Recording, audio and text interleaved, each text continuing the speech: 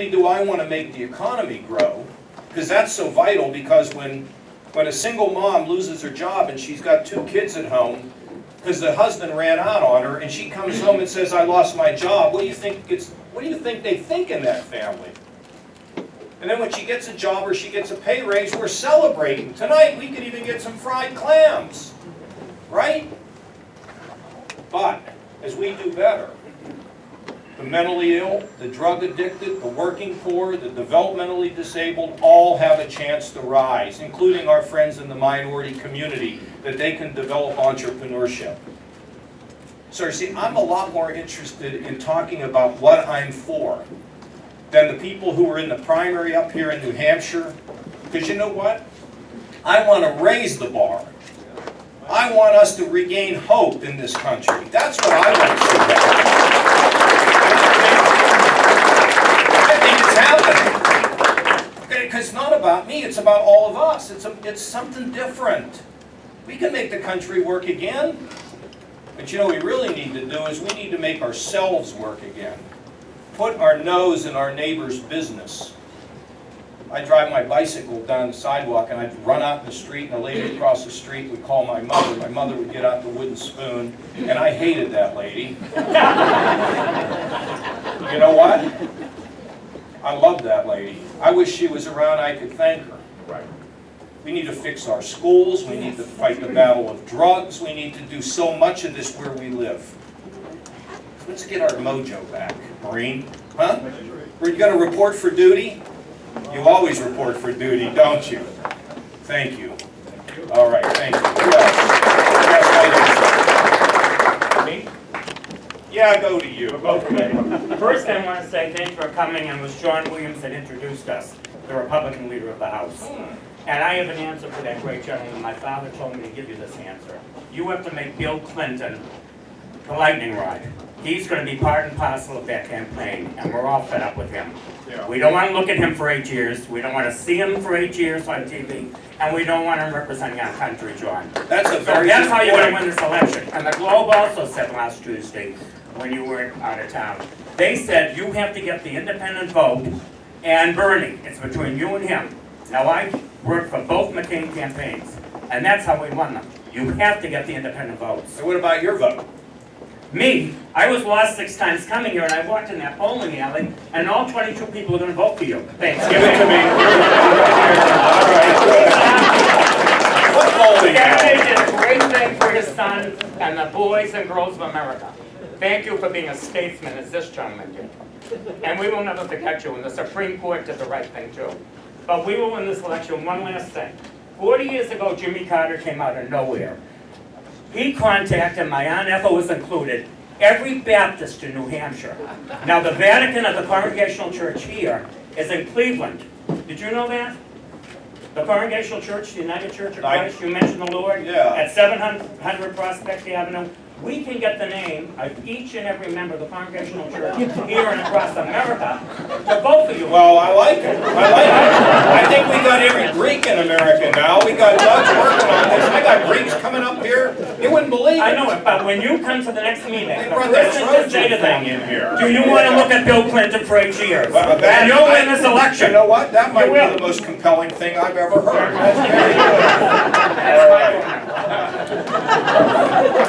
I'll tell you, aren't these things just great? Thank you, sir. Okay, where's the bowling alley? You didn't tell me. Right down here. 1 block away, they love you. All right.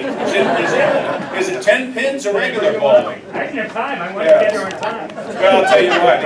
When I tried to do this 17 years ago, I went to Iowa and I went on a bowling tour. And let me tell you how it went. I struck out, okay? And then he knocking all the pins down. So, okay, good. Right here, Okay, sir. one last thing, okay? Hillary Clinton was on the board of Walmart. Now, you mentioned mom and pop stores. The sweater you have on, as God is my witness, was made by American workers 6 miles south of here. Polatech it's called, okay? And 20 years ago, we had a major fire. The Eagle Tribune knows that in the globe.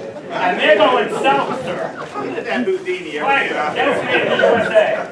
So you blame Hillary Clinton for that. Walmart broke up the mom and pop stores and going off to the hardware store with your father and mother. She was on the board of directors, working We'll have plenty of time to deal with Hillary. Now, That was here's the made in thing. Lawrence. Where did I get my jackets? Terrific. Southwick? Where did I get my jackets? Where's Timberland. Timberland, okay? So I bought 2 jackets. First I bought a teal jacket. And so it got on Twitter that I had this teal jacket. And I was loving my teal jacket till my wife said, "Can you put the teal away for a while?" And so somebody asked, where's your teal jacket? Because I now have a black one. And Doug said, well, you know, where's his teal jacket? He took his teal home between his legs. Anyway, okay. Who else do we have? Wait here. Yes, sir. This is like a circus today. Go ahead. We want you to win. I have 2 sons. One of them is handicapped. He has a major learning disability. One thing that I'd like to ask you about is management, crisis management. You brought it up during the debate. The Ohio EPA became aware in August of last year of lead going to one of your towns. Okay, I'd like to know if they told you in August, and because supposedly a couple of your reps are saying that the people in the town of Sebring, weren't told. I'd like to know if the EPA in Ohio told you, and if not, how you going to handle those guys for not telling you? Yeah. And how you could maybe make it quicker for the folks in Ohio, in Sebring, to would have known better how to alert people faster. I know that just a little bit of lead could cause damage in the fetus, and the baby comes out with learning disabilities. Right. And I'd like to know how you could manage this differently, or if you would manage it differently, because I see a problem here. Okay. A little bit of lead, Yeah. it causes a lot of Well, problems. yeah, let me just make it clear. As soon as our top EPA officials learned about this, they informed the village to tell everybody there to get, to be able to get on that bottled water. We took all the pallets in. Our EPA 2 days later took the operating license away from the guy that ran the water system. And we actually fired the guy from the water system, and he's under investigation. And the EPA just wrote us a letter saying Ohio did everything it could have expected to do and more. So we were on top of it, and we are on top of it, and I knew about it the minute it happened from our top EPA officials. So thank you. Okay, yes, sir, back here. Me? I'm the one that's 76 years old. I didn't say it, you did. You look younger. There are a number of faith-based organizations that are concerned about our religious freedom in this country, in that a number of private businesses have been driven out of business because they were brought charges against them for following the convictions of their faith. And even one individual in Texas tried to subpoena the church's homilies, their sermons for the last 6 months, to see if they were if they were not preaching any kind of hate speech that was based on their faith. So we definitely have some concerns about our freedom to act and to live according to our faith, Right. our convictions. Well, here's the way I feel about it. You know, if you're in the cupcake business and somebody comes in and wants a cupcake, that's how I feel about that. I don't have an argument about who I'm selling a cupcake to. I just don't agree with that. But when it comes to the activity of our churches are protected. In my church, we have things that we will do and won't do. And I go to an Anglican church. It's a very conservative church. So, my sense of it is you don't get into the operation of our church, and that's where the line stops. And I've not found this to be all that disruptive. I know there are examples of people where that I don't happen to agree with these folks out in Denver ever got sued, or no, it wasn't there, it was in the state of Washington. They had some state law. We're not passing any law like that. And in our state, we don't have these issues, and we don't have them in most of the country. As long as these things, these argument or disputes don't end up in the church, I think we're fine. And that's exactly what I would protect. Okay? Thank you. What else? Who else? Yes, sir, right here. Thank you, Governor. Governor, I have a concern with the very high cost of prescription drugs.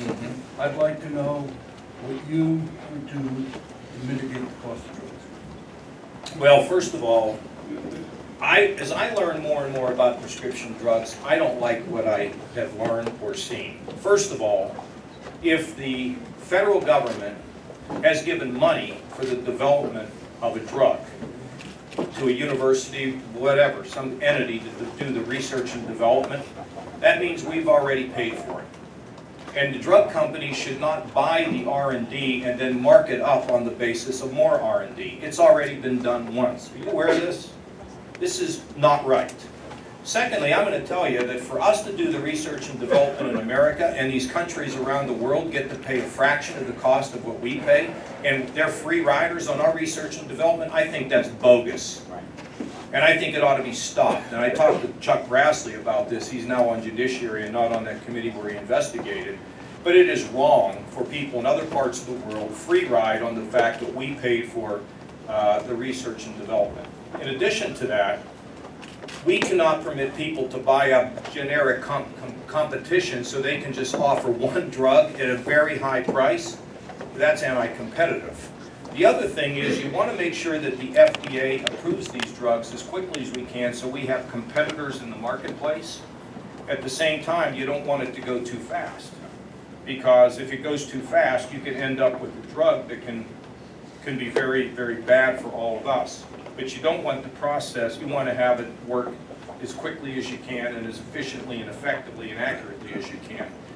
So I really think that the whole pharmaceutical industry needs to be closely looked at.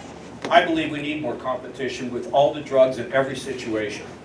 But the one thing I'll tell you is we don't want to kill the incentives for companies to do the research and development because as we know, let's just take mental illness.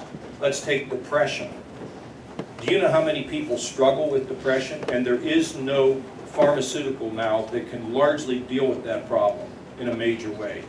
We've got to develop it. So if we kill the people that do the development, then we don't get the drug and we don't solve the problem. So it's sort of, you got to have somebody like Rob who can figure out the right balance on this. But I think right now, that whole industry needs a real good look at. And I tell you, they're very powerful. I'm president, I don't care if they're powerful. And if the Congress won't do a good look, I will. But we don't want to kill them, we don't want to badmouth them, we don't want to destroy them, but we want to make sure that we're getting what we need at a price that is fair for us. Yes?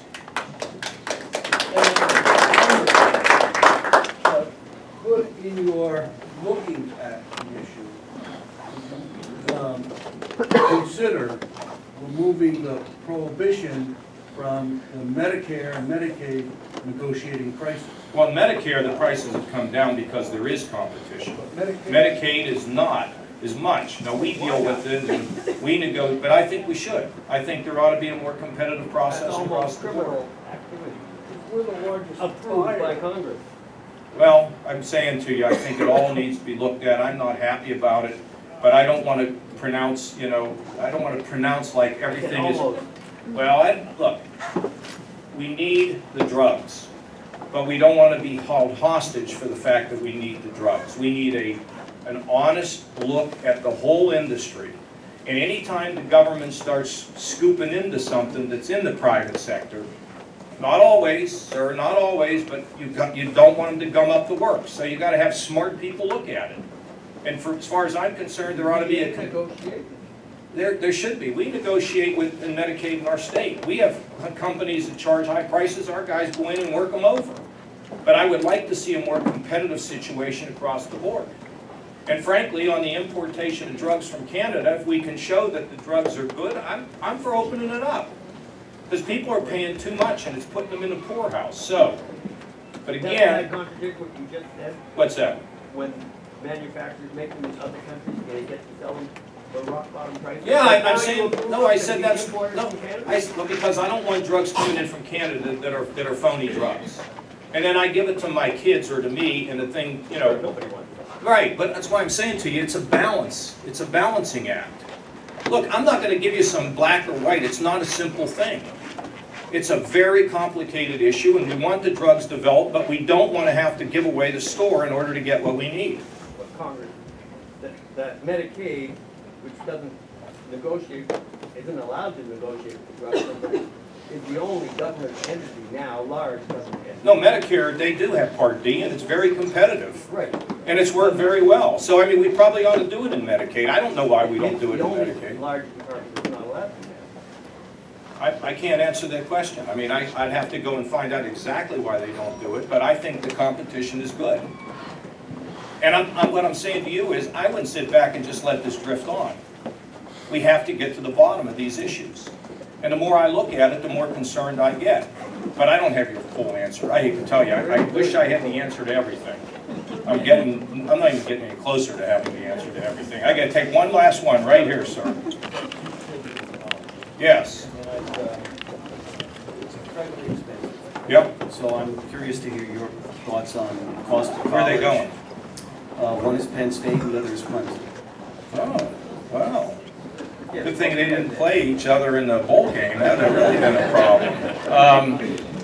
Well, let me say a bunch of different things. This is another really big problem, Rob, in this country. This debt. Here's really the issue. When you're in high school, you ought to be able to take college credit courses. I don't know if your kids did, but they should. Secondly, a lot of times when they go to college, they have to be remediated, which costs money. In other words, they got to take 11th grade stuff in college. We need to put online their ability to remediate themselves and get themselves in a position where they start right in college level courses. Thirdly, you probably don't want to hear this, but you know, if they go to a community college for 2 years, they've cut their costs in half. If they go to a community college for 3 years, which we want to try to provide in my state, they could cut their costs in 3/4 and then do the last year at the school. Now, the college presidents, you know, they want to be college presidents. So the big driver in higher education costs have been overhead, not an inability to control overhead. I think nationally we should force them to begin to control overhead. We should force them and the boards of trustees to do it, because I don't know that they will do it very effectively on their own. Our college president in Ohio State tried to sell surface lots in a parking garage, and you would have thought that he was, you know, that he was doing something horrible. And guess what? He did it. He leased these things and got $500 million. And they were fighting him on it. Now, so for those who have the debt, there's two things that I think. Three things. First of all, I think they ought to open the student loan program up to private banks again and force competition. And I also think you should be able to restructure the interest rate on your loan. Thirdly, I think that we have to think about, I don't like this particularly because people will severely question it, but I think maybe some sort of community service. We actually have parts of it now. The program itself is very scattered. There's many pieces to it. But I think if you can do some community service, you can work off part of that debt. And finally, give employers an incentive as a recruiting tool to help students pay down the debt they have.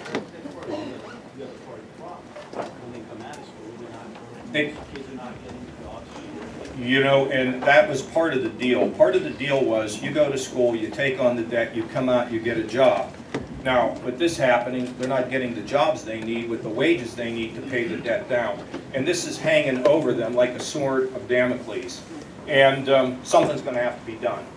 I mean, beside everything I've just told you to try to hold the costs down, when they come out with all that debt, we're going to have to think about what we're going to do with it. I don't have any great magic answer, except some of the community service can help them pay it down.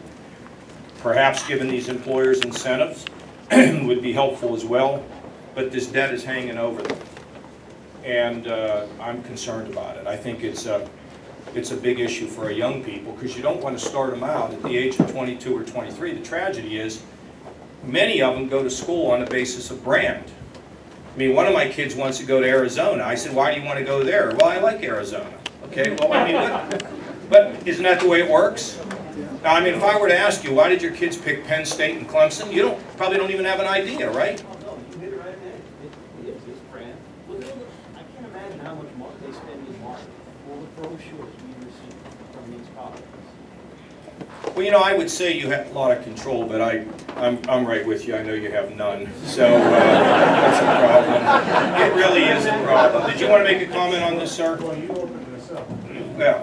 First of all, No, he opened it up. I'm just answering, okay? thank you for coming and spending your time with us so that we can get to know you. In terms of Ohio State, they pay Gordon McGee a Too- huge amount. It's outrageous. It is Outrageous. And it's a state school. And not only do they pay the president an outrageous amount of money, but they pay like 100 other people. I mean, there's no control of it. And you know, somebody told me that it's like 1 out of 4 people now get a paycheck from higher education. It's become like a parallel government. But a lot of the overhead that you talk about is government imposed. Yeah, you know, maybe. Look, I hired a group of business people. Not on the basis of their great personalities, but on their business acumen. And they came up with a lot of different things. For example, why does a university even run a dining program? Why, you know, at Bowling Green, they privatized dining. There's more kids using the dining program. It costs less and the food is better. Why is it that we don't get our professors to try to coordinate the buying of books? Books are an enormous expense for kids in school. Why do they do back office operations themselves and not do it in groups and share services? Why is it that they own golf courses or ski hills or whatever? They should focus on the core of academics. And I'll tell you where we're going with our report, which I'd be glad to send to you if you give us your name. Where we're going on this is we're going to the boards. See, the problem is nobody holds anybody accountable. It's like, okay, so you give somebody a raise, who cares? Because nobody ever scrutinizes it. We're beginning to, and it should be done all across this country. And so, non-academic assets, drive down the cost of administrative, expenses, hold boards of directors accountable, make them sign a statement when they go on the board that they have a fiscal responsibility. All these things we're driving, it should be driven nationally. Okay? All right, hey, everybody, immigration. I said, what is your name? My name is Gwen. Gwen? What do you do, Gwen? I'm a college. Good. Immigration, I said we should finish the border, protect it. My question is about birthright citizenship. I'm from Southern California. I'm for keeping birthright citizenship. You are. Yes. I heard you weren't. For a long time. A lot of people say a lot of things about me that aren't true. But I'm for it. No, if you're born here, I'm not changing the 14th Amendment or whatever it is. It's fine. Were you born in Southern California, so you weren't born in this country either. Thank you all very much.